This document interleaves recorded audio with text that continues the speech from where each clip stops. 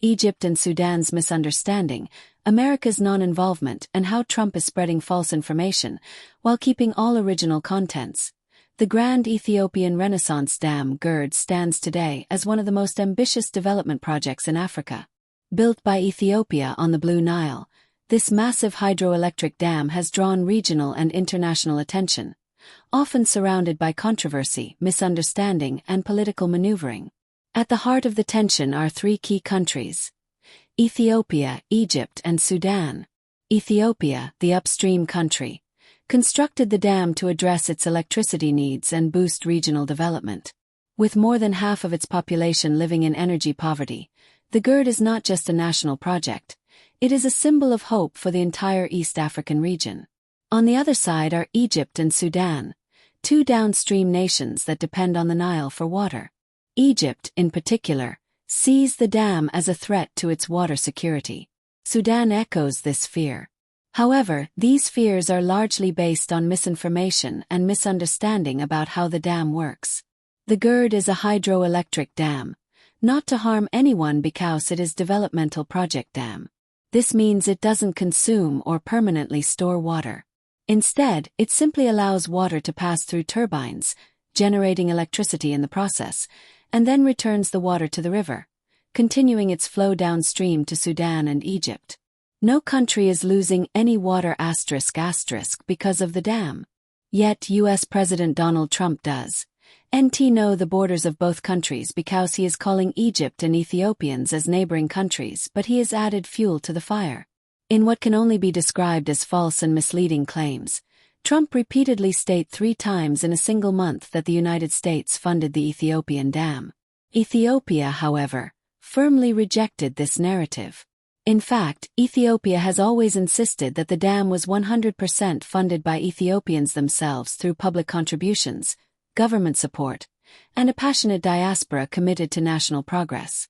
The project began in 2011 with a budget of around $4 billion, and after years of effort and sacrifice, it is now completed and set for inauguration in September.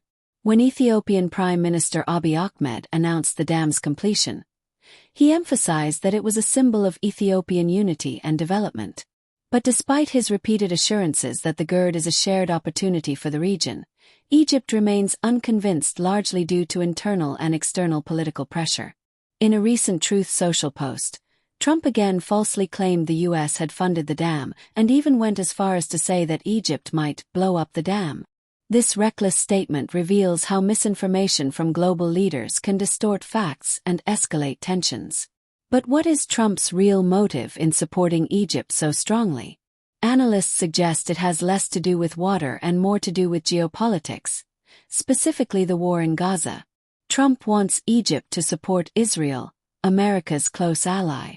There are claims that Trump is pushing Egypt to accept Israel's controversial plan to confine Palestinians near the Rafah border in southern Gaza.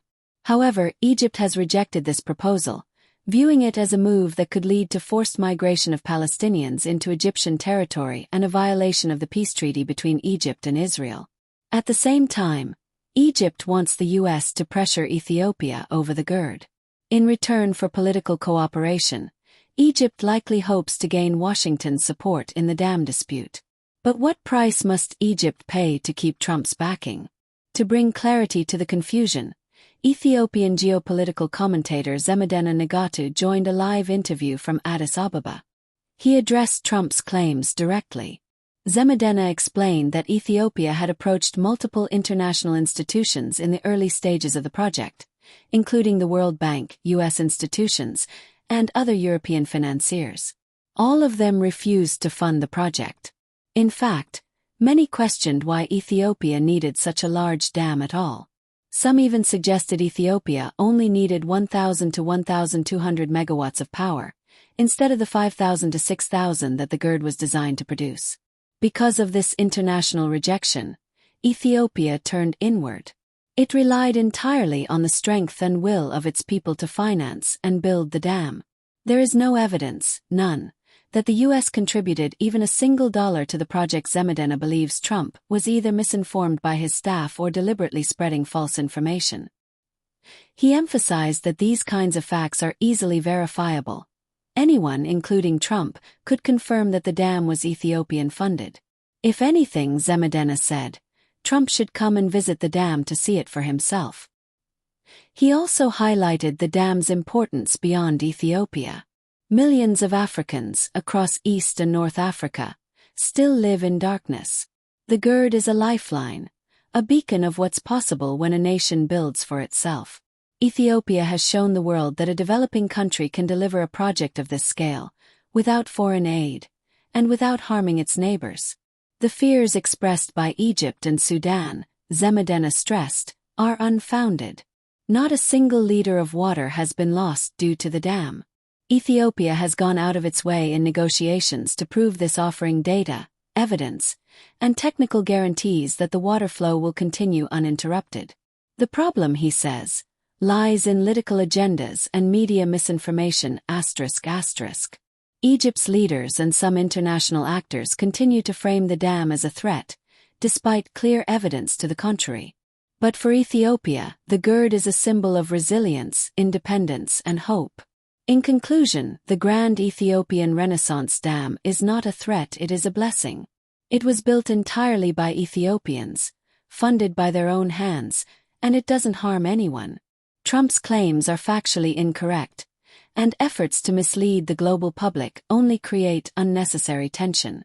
The world should recognize the GERD for what it truly is, a peaceful development project for a better Africa. Subscribe our channel to have updated global news.